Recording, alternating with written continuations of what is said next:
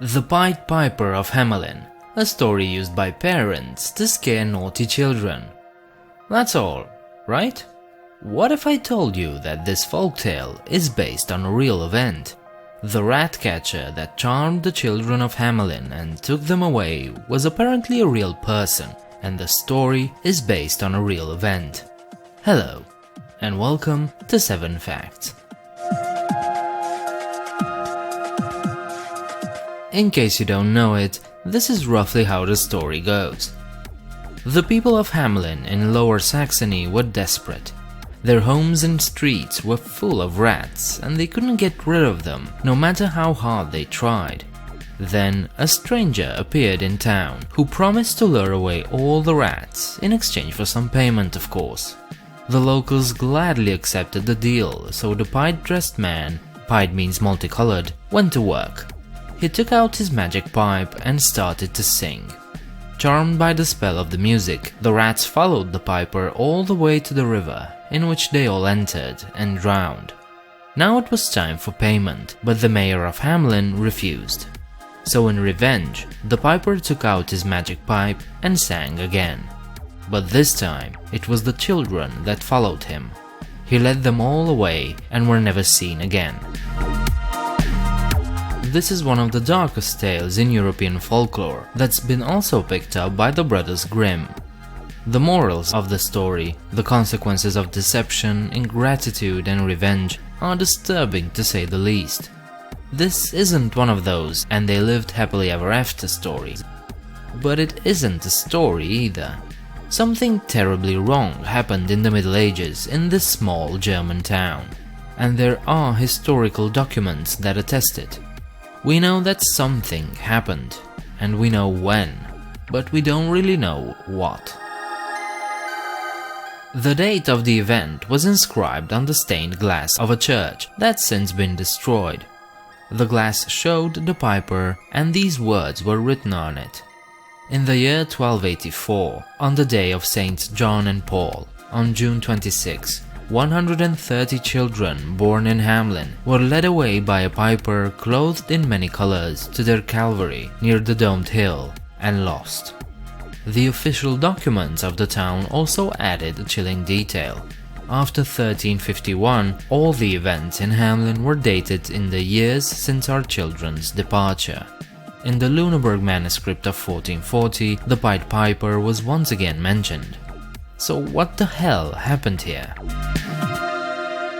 Before we continue, I'd like to ask you one thing. This channel has no sponsors, so if you enjoy the content I make, please consider supporting these videos by becoming a patron. You can check out my Patreon page by clicking here or find the link in the description. Okay, now we can move on to the next fact. In the Middle Ages, pipers were often hired to open local festivities. It's no coincidence that the Pied Piper of the story was hired by the mayor. The description of the piper leading away the rats from the town might have been a case where the hired piper played such an act. The multicolored clothing is also real. At the time, inferior citizens like entertainers, buffoons or executioners wore such colored clothes to signify their lower status.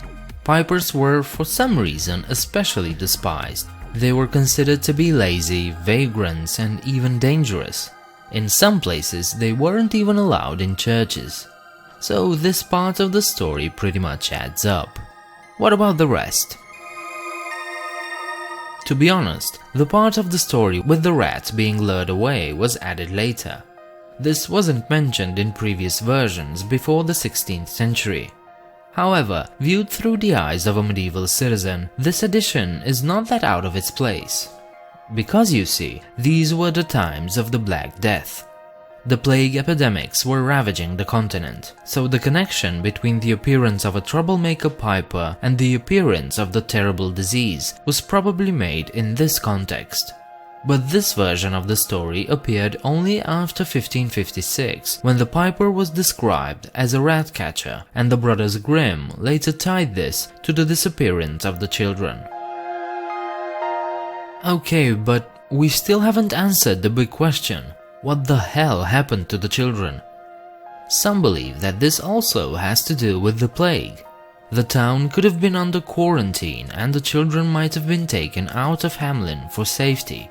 Others believe that these children could have joined the Children's Crusade of 1212, a failed attempt of a crusade against the Muslims. In this quote-unquote crusade, thousands of children were convinced to join, but most died on the way, or more often were taken to be sold as slaves.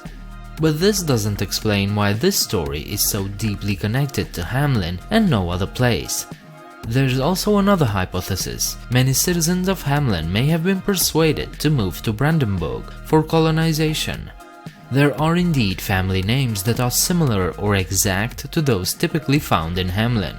And in the 13th century, German city dwellers were nicknamed children of the cities. So this could be a story about the separation of a community. Interestingly enough, there is a similar folk story in Brandenburg too, about a piper whose music charmed children. The fact of the matter is that we don't know. All we have is the chilling story about the disappearance of 130 children.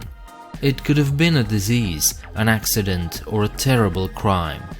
We have historical documents that attest this strange event, but no documents that explain what had happened. But the event must have been impactful. More than 700 years later, the people of Hamelin still remember it and blame it all on the Pied Piper. I hope this video was interesting enough to have inspired you to look into it further on your own. If you liked it, leave a like and subscribe. You can leave your comments downstairs, and you can also check out my Patreon page if you want to support me. The link is in the description. I hope to see you next time. Bye.